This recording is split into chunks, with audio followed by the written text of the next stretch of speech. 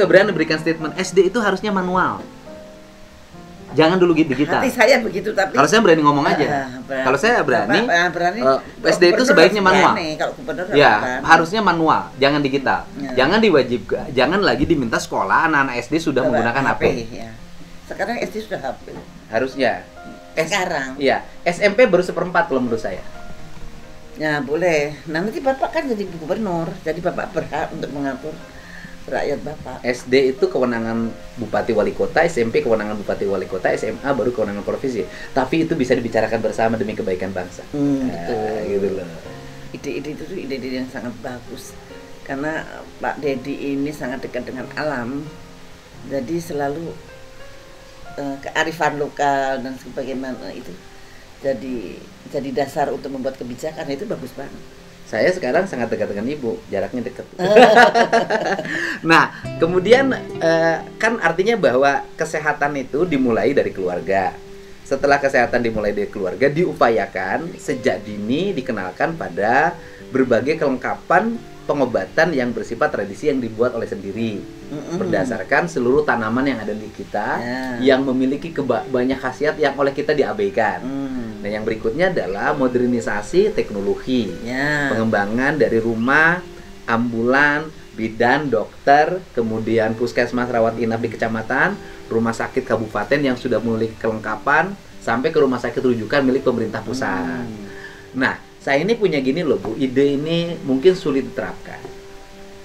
Saya tuh ingin di desa tuh ada dokter pendamping, tetapi digajinya itu berdasarkan jumlah orang yang sehat.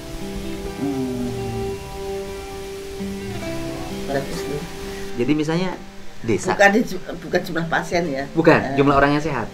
Dia waktu dia ditugaskan menjadi tenaga pendamping desa yang sakitnya itu misalnya 50 per tahun. Ketika dia ditugaskan turun jadi 45, maka gajinya itu dari standar pertama misalnya 5 juta jadi 10 juta. Karena berhasil menurunkan 5 orang tidak berobat dalam setiap tahun. Kemudian 5 turun lagi ke 40, naiklah gajinya jadi 15 juta. Turun lagi ke 30, naiklah misalnya dari 20 misalnya, seperti itu. Ya mudah-mudahan itu bisa nggak sih Bu menurut Ibu dalam ilmu kesehatan? Bisa, tetapi bagaimana Anda percaya bahwa itu betul gitu? Apakah itu sesuai bahwa dengan turunnya pasien itu berarti rakyat Anda lebih sehat? Nah, mungkin parameternya mungkin bukan itu. Pandangan Ibu gimana parameternya? Parameternya ya kalau lebih sehat ya menurut betul juga yang datang ke pelayanan kesehatan, termasuk Bapak tadi jumlahnya. Satu, apakah yang tidak datang itu betul-betul sehat, ataukah karena tidak punya uang untuk datang ke situ, atau dia malas datang ke situ,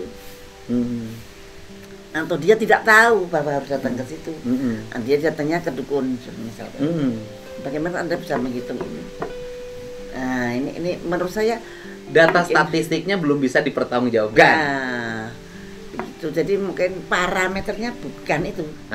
Dalam pandangan Ibu gimana agar keberadaan dokter itu di desa tidak melulu memberikan resep untuk orang disembuhkan, tetapi bagaimana dokter mengajarkan pada warga untuk hidupnya sehat sehingga angka berobat menurun.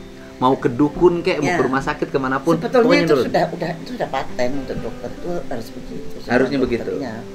Tetapi ada yang telaten, ada yang tidak. Dan selain itu Bapak kan nanti menguasai satu wilayah yang 50 juta orang. Obat-obatan, semua obat-obatan yang produksi dalam negeri. Pertama, obat-obatan harus dalam negeri. Ya. Pabrik obatnya Indonesia lengkap nggak? Lengkap. Lengkap. Maksudnya hargai produk-produk anak bangsa dulu. Nah, itu harus bisa menjadi. Nah, sekarang yang obat produk dalam negeri itu menyembuhkan nggak? Ada yang menyembuhkan, ada yang justru memprevent atau mencegah. Ada obat bagus-bagus juga kok. Jadi itu harus seimbang. Jadi Bapak harus menjalankan proteksi terhadap produk-produk anak bangsa, at least di wilayah Bapak. Jadi biar berbeda dengan yang lain, jangan seperti Indonesia sekarang ini apa-apa import. Nah, kalau mudah-mudahan Bandung. Kalau obat luar negeri jauh lebih murah dan lebih menyembuhkan gimana? Kan kita harus milih yang terbaik, Bu. Ya, tetapi itu bisa bisa dihitung. Ya nanti kalau sudah Bapak jadi gubernur. Oke. Kalau begitu apa sih yang menjadi problem? Ini yang menjadi problem yuk. Apa yang menjadi problem yang menjadi hambatan di Indonesia? Orang-orang kelas menengah itu lebih seneng berobat ke luar negeri. Atau penanganan kesehatannya lebih murah di luar negeri loh. Teman-teman saya yang operasi jantung lebih murah di Malaysia. Betul. Nah, apa sih problem di Indonesia, Bu? Problem di Indonesia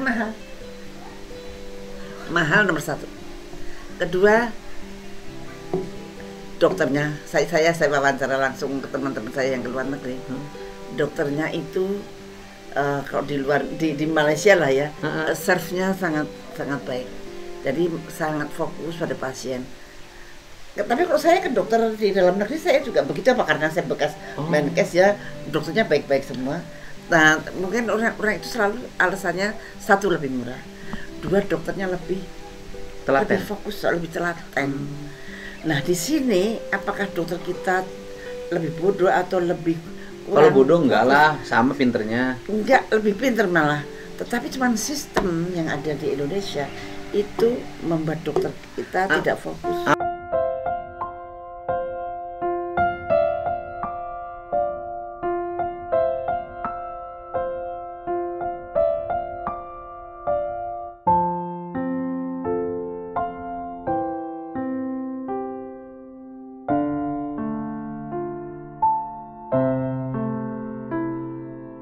Apa yang membuat dokter kita tidak fokus? Sistem yang menghambat dokter-dokter Indonesia tidak sehebat dokter-dokter di luar negeri. Ya, sistemnya, karena dokter-dokter terus terang saja income-nya, dia mengejar income gitu.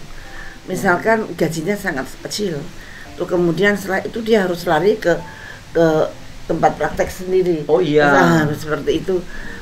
Supaya apa? Untuk mencukupi kebutuhan sehari-hari. Status dokternya di dokter rumah sakit pemerintah, statusnya, Bu. Tapi dia populernya di rumah sakit swasta. Karena memang di rumah sakit pemerintah, coba lihat berapa pendapatan. Dan dia lebih seneng layani di rumah sakit swasta karena honornya gede. Nah, tapi kan manusia kan butuh uang juga untuk. Nah, ini mesti sistem yang dirubah. Artinya bahwa sejahterakan dokter. Honorarium di rumah sakit pemerintah, di puskesmas pemerintah sangat minim. Itu harus ditingkatkan agar mereka tidak semuanya populer dan mendapat pendapatan rumah sakit swasta. Iya, kalau saya kepengennya kerja di pemerintah, tapi dokternya tuh sejahtera dan tidak perlu lagi kemana-mana, sudah sejahtera, sudah cukup sejahtera. Nah, itu enggak sih, kasihan. Soalnya gini, Bu, ini kan teman saya nih, Bu, di Indonesia dia sudah divonis harus bedah jantung. Pergilah dia ke Malaysia, ke Penang ya, kan, pulang lagi ke saya, nggak usah, Pak, cukup diobatin aja. Seneng dia tuh, sampai sekarang udah 6 tahun tuh, Bu, sehat, Bu. Apa sih yang menjadi problem di kita divonis harus bedah, bypass, operasi, sedangkan ibu jantung, sedangkan di luar lain cukup obat. Apa diagnosa atau apa ini, Bu? Nah, itu salah satu. Tapi saya punya tetangga, itu dia periksa ke dokter syaraf. Dia, oh Bapak harus juga jantung nih, jantung juga. Dokter jantung tuh, Anda harus operasi gini. Kaget banget. Aku nggak percaya, aku mau ke Singapura aja. Dia ke Singapura. Setelah ke Singapura, dokter Singapurnya apa-apa, baliklah aja, hidup seperti biasa. Itu tetangga saya, 2 rumah. Terus kemudian di rumah ya ngapa-ngapain, untung saya ke Singapura, dibilang saya nggak apa-apa, di sini saya disuruh operasi. Kemudian 3 hari kemudian meninggal. Ada juga ya, artinya bahwa yang ke luar negeri tidak semuanya juga berhasil. Iya. Nah, terus gini, Bu, ini problem juga menurut saya. Di Indonesia ini hari ini ya, Bu ya, pokoknya kalau sakit pasti dikasih obat. Panas dikit obat, pokoknya obat. Dan sekarang tuh bukan obat warung, udah jarang tuh. pasti resep dokter, apotek. Nah, sedangkan saya baca cerita-cerita dokter Indonesia yang tinggal di Belanda punya anak sakit, dibawa ke dokter yang ada di Belanda nggak boleh dikasih obat. Katanya kasih obat tuh dokter tuh solusi terakhir. Ini bener nggak? Saya nggak punya datanya. Oh, nggak punya. Mungkin bener, mungkin nggak. Atau setengah bener, setengah nggak. Dan menurut saya untuk memberikan sesuatu pengobatan itu memang hak prerogatif dokter sih. Dokter yang melihat secara klinik, dokter yang melihat mungkin pasiennya beda sama yang ini. Mungkin di Belanda jarang sakit infeksi. Kalau di Indonesia namanya batuk itu tetangga batuk semua jadi batuk. Itu harus obat. Nah, kemungkinan harus obat, tapi kan kalau saya tadi pakai kencur dulu. Bisa nggak suatu saat? Apa? Indonesia ini kan mencintai kekayaan alam. Terus kemudian orang-orang di rumah itu diajarin juga kemandirian dalam berobat. Bisa nggak sih suatu saat dokter ngasih resep, kamu bikin kencur diuras? Bisa nggak begitu, Bu? Saya waktu saya jadi Menteri Kesehatan, saya menteri yang membuat memasukkan pengobatan tradisional itu masuk ke dalam pelayanan kesehatan. Sehingga waktu itu boleh saat itu herbal dihargai. Nah itu kemudian sampai menjadi undang-undang di tahun 2009. Nah setelah Omnibus Law saya nggak tahu, kemudian sudah asik lagi. Nah itu saya memasukkan cara-cara seperti itu. Saya mempunyai klinik di Surabaya sama di Tawangmangu. Jadi dokter praktek resepnya itu herbal, duduk gitu herbal. Itu boleh ya? Nah saya ini waktu jadi bupati itu walaupun tidak sampai berhasil ya karena regulasinya susah, tapi memodifikasi ruang-ruang pelayanan untuk kelompok tradisional yang melakukan pengobatan saya lakukan. Indonesia ini kan negeri yang aneh, Bu. Negeri yang hebat. Ada ahli patah tulang tradisional dan sembuh loh. Ada ahli kanker tradisional, ya kan? Ada lagi Pak Haris tuh ahli pengobatan untuk stroke, tekanan darah tinggi tradisional, dan yang sembuhnya udah banyak banget teman saya tuh. Bisa nggak sih, Bu? Ini suatu saat ini rumah sakit nih, Bu. Kemudian orang kecelakaan patah tulang misalnya. Bisa nggak, Bu, di rumah sakit resmi yang bersertifikat itu ada ruang pelayanan yang tradisional? Sangat bisa. Boleh ya? Bisa. Ini yang pernah Pak SBY dulu pernah bercita-cita kepengen membuat rumah sakit untuk stroke yang sekarang di PON itu. Rumah sakit stroke yang namanya Barat dan Timur. Barat itu ya seperti yang dipelajari oleh dokter-dokter, dan Timur itu adalah seperti tadi pengobatan tradisional yang masuk. Bisa obat-obatan herbal, bisa aku butuh, harus bisa juga bekam misalkan di yang bekam. Nah itu kan banyak itu orang yang di akupunktur yang post stroke kemudian bisa jalan, dipijit-pijit juga bisa jalan. Nah itu diberi ruangan. Saya ini paling deket, Bu. Waktu keliling kemarin saya menemukan anak yang bengkok kakinya, Bu. Oleh saya mau dibawa ke rumah sakit. Kata Pak Haris tuh teman saya, jangan, saya bawa. Udah jalan, Bu.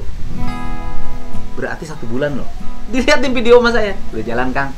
Dia bilang hebat ya. Nah, saya tuh nanti tuh saya pengen ada rumah sakit besar loh, pokoknya modern kayak rumah sakit di Singapura atau Malaysia. Tapi ini kalau ada kecelakaan, itu ide yang bagus. Iya, ini ada kecelakaan, patah tulang. Ya sudah, kata dokternya di sini aja. Ada ruang layanan patah tulang. Itu boleh ya, tidak bertentangan dengan prinsip-prinsip medik. Pada waktu di 2009 itu enggak masuk ke dalam pelayanan kesehatan. Tapi nggak tahu apakah aturan yang sekarang seperti apa. Dulu saya bercita-cita seperti itu, bahwa pengobatan tradisional kita juga maju seperti Cina. Nah itu yang saya maksud. Cina itu luar biasa. Cina itu pengobatannya itu malah Barat kemudian niru dia. Misalkan tentang saraf kejepit. Itu kalau secara Barat dulu dibuka begini gitu, dioperasi. Tapi oleh Cina cuma dicudikin gitu bisa mapan lagi. Dicudikin pakai apa Cina tuh? Ya pakai alat, jadi lukanya cuma segini, tapi sekarang sudah menjadi prosedur internasional. Jadi nggak usah ngikuti kayak barat di bedah. Tapi barat sekarang sudah ngikutin yang cuci-cuci itu. Pakai alat yang bisa melihat, kemudian dicutik-cutik lukanya cuma segini. Di Cina ada nggak rumah sakit yang barat dan timur? Pengobatan Cina tradisionalnya dan akademiknya. Banyak. Dan orang Indonesia katanya pasiennya ya? Oh, banyak banget di sana. 60% ada rumah sakit yang 60% dari Indonesia. Ya Allah. Kenapa kita tidak bangun Indonesia? Regulasi lagi. Banyak faktor. Aturan lagi. Bukan juga. Regulasi saya kira kalau menurut Undang-Undang 2009 it's okay. Tapi orang-orang belum semua percaya pada itu. Dan waktu itu ada konglomerat yang mau mengangkut rumah sakit itu ke sini, mereka nggak mau. dari RRC nggak mau. Jadi kebetulan dia cerita sama saya mau beli itu rumah sakit, saya bawa ke Jakarta, pasti laris banget karena pengobatannya berasal dari, dan mereka bebas banget untuk ayo siapa punya inovasi teliti, dibiayai oleh pemerintah. Keren. Nah ini yang di Indonesia itu inovasi tidak mendapatkan tempat. Inovasi sering terhalang oleh regulasi. Terhalang oleh dana sebetulnya, cuman kadang regulasi juga menghalangi Bu. Penelitian jauh lebih mundur. Menurut saya harus ditinjau lagi. BRIN itu mungkin ditinjau lagi apakah. Coba dilihat setelah BRIN dan sebelum BRIN, apakah penelitian tempat baik atau tidak. Nah menurut saya itu mesti ditinjau lagi. Saya dulu punya laboratorium Ekman itu internasional level. Sekarang malah hancur. Lah nanti ke depan mudah-mudahan Pak Prabowo lagi. Nah, Pak Prabowo punya wawasan yang lebih luas. Problem kita satu, Bu. Kita ini nggak percaya leluhur kita ini pinter. Nggak percaya toh. Iya. Seharusnya leluhur kita itu cerdasnya luar biasa loh. Nah, maka dari itu. Harusnya, dan kebanyakan kalau ngomong leluhur dimistikan, bukan dipelajari menjadi nilai akademik, pengobatan akademik. Kenapa sih orang Cimande bisa mempengaruhi tulang, kalau di sini Ciberes orang bisa gitu loh. Kenapa sih orang kayak yang di Garut tuh dulu teman saya ada 3 loh kena hepatitis. Itu dulu Haji Asep. Itu sembuh. Asep itu apanya? Dokternya? Bukan dokter, orang yang bisa ngasih obat. Iya, dokter tradisional. Nah, dari sisi akademik, saya ini termasuk orang yang sudah 10 tahun yang lalu ngomong, bisa nggak sih perguruan tinggi ilmu kedokteran misalnya ortopedi memberikan gelar doktor bagi ahli patah tulang tradisional Indonesia yang sudah terbukti menyembuhkan ribuan orang. Dari sisi akademik berikan penghargaan atau memberikan gelar doktor. Nah, itu salah satu kelemahan pengobatan tradisional, itu tidak mempunyai pencatatan yang baik. Mana yang sembuh dan mana yang tidak sembuh, dan kenapa ini sembuh dan kenapa ini tidak sembuh. Coba dicatat mulai sekarang. Anak ini umur sekian dengan kelainan ini, kemudian diberikan terapi seperti ini, kemudian dia akan sembuh pada sekian bulan. Bapak ini umur sekian dengan kelainan ini, nanti dari situ bisa dihitung. Kadang-kadang pengobatan tradisional tidak menghitung yang gagal. Yang dihitung yang berhasil. Yang berhasilnya aja. Nah, jadi kalau yang berhasil diceritakan pada tetangga, yang gagal diceritakan pada pohon. Kalau gitu gini dong, kalau Allah mentakdirkan saya jadi gubernur, seluruh ruang layanan tradisional yang patah tulang, yang kanker, yang hepatitis, kemudian stroke, ya saya tempatin orang audit. Nah, di situ orang digaji oleh pemerintah untuk diam di situ memberikan pencatatan, analisis. Itu yang auditornya itu harus mempunyai suatu persyaratan tertentu. Misalkan dia peneliti kesehatan. Iya, betul. Mungkin bisa diambil dari SKM, Sekolah Kesehatan, FKM, Fakultas Kesehatan Masyarakat. Mereka bisa menghitung secara statistik. Mana yang sembuh, mana yang tidak, mana yang sembuh, udah diikutin. Sehingga nanti dia bisa mengatakan secara pasti, kalau kaki yang begini ini saya berikan tindakan seperti ini sekian kali dalam kurun waktu sekian, maka dia akan bisa jalan. Nah, kalau saya sih itu kan nggak ada begitu. Iya, kalau saya sih pengalaman pribadi, Bu. Saya dulu jatuh dari motor, terkelir, kaki saya bengkak. Tapi sekarang udah meninggal. Diceberes si bapak. Itu dia nggak dipijit loh, Bu. Dia ambil air, diusapin gini. Kata dia, kok nggak sakit? Kan ujangnya udah sakit, kenapa harus disakitin? Dan sembuh emang. Nah itu yang sulit. Nah, jadi itu ngejelasin akademiknya gimana kalau gitu. Akademiknya harus terukur. Harus terukur. Ya misalkan tadi yang kan bingko, kasih diapain sama dukunnya itu, misalkan kepuk-kepuk 3 kali misalkan ya. Jadi harus terukur.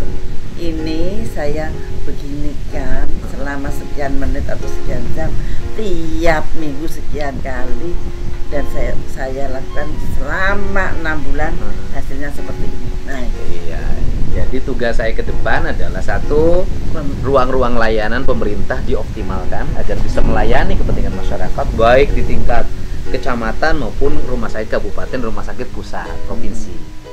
Yang kedua, ruang-ruang layanan pengobatan tradisional dibangun, ditata, dibuat sistem yang memadai, terkomputerisasi, terdigitalisasi. Toiletnya harus baik, tempat tidurnya harus baik, dibantu oleh pemerintah karena mereka murah. Kemudian di situ didampingi tenaga yang memberikan pencatatan akademik terhadap perjalanan pengobatannya. Aduh, pinter banget Pak Didi itu, cepet banget.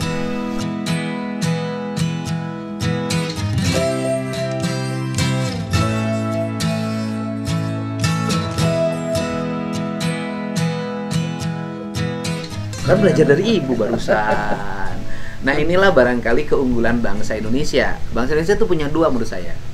1, punya otak, 2, punya hati. Nah, itu dia. Tapi sekarang ini hati pada kemana? Iya, hatinya terluka, Bu. Sekarang banyak yang punya otak, tapi nggak punya hati. Nggak punya hati. Yang saya rasakan ya. Jadi barat dan timur, barat punya otak, timur punya hati. Itu jangan dipisahin, harus digabungin. Dalam bahasa Sunda, cing caring cing page kancing artinya punya hati, set saring set page ikat artinya punya otak. Yin dan yang, maskulin, feminin menjadi satu kesatuan. Gitu. Terus satu lagi, di sini belum punya pusat otak nasional. Pusat otak, apa itu? Di Jakarta ada dulu pada waktu saya mulai membangun. Pusat otak. Apa itu punya pusat jantung nasional, punya pusat otak nasional. Di situ tempatnya orang yang mau stroke pada situ semua. Dan dengan BPJS gua pastinya banyak banget. Ternyata saya mikir dulu ini orang-orang ini pada kemana ketika bukan ada pusat otak nasional. Jadi kasihan banget kok orang stroke di Indonesia itu stroke ke rumah sakit, terus sembuh ya syukur, nggak sembuh ya jadi pasiennya dokter terus. Nah itu. Nah kemudian sekarang ada pusat otak nasional itu jauh lebih intensif untuk mengobati pasien-pasien stroke dan sebagainya. Kalau nggak salah Surabaya mulai bangun, Makassar mulai bangun. Nah di Jakarta ada, jadi mungkin Jawa Barat nanti perlu. Ya nanti saya konsul ke Ibu gimana caranya membangun pusat otak nasional adanya di Provinsi Jawa Barat sehingga otak kita menjadi terpusat. Jadi gini, kematian yang paling besar adalah disebabkan oleh kardiovaskuler, yaitu serangan jantung dan serangan otak. Stroke. Nah, itu serangan jantung maupun serangan otak itu ditentukan oleh golden period. Kalau lebih dari sekian jam udah jadi cacat atau ada kelumpuhan. Tapi kalau sebelum 6 jam atau sebelum 4 jam, nah itu bisa ditolong. Kematian terhadap stroke itu tinggi banget di Indonesia. Tinggi. Stroke dan jantung. Ancaman tertinggi terhadap kesehatan masyarakat Indonesia yang mengakibatkan kematian apa saja, Bu, sekarang? Stroke dengan jantung. Diabetes, gula. Diabetes itu penyakit yang hampir mungkin 4 orang 1 pasti kena diabetes. Nah itu sangat, karena yang bisa stroke dan jantung itu biasanya dari diabetes dulu. Jadi kalau Anda mau merencanakan kematian, peliharalah dari diabetes. Iya. Kalau ingin terhindar dari diabetes, gula. Nah, saya termasuk orang yang mengendalikan gula sejak lama. Caranya apa? Konsumsi kalorinya tidak berlebihan. Dan saya mah udah 20 tahun, Bu, tidak menggunakan gula pasir. Olahraga. Ya, tidak selain itu, ya jalan kaki tiap pagi Ya. 2 jam. Makannya jangan kebanyakan. Ya, kita udah ketemu ya sama orang yang punya idealisme tentang kesehatan. Kita yakin Indonesia akan mengalami kemajuan dengan menyatukan 2 hal. Barat dan Timur bukan untuk dipertentangkan, tetapi untuk disatukan. Ya.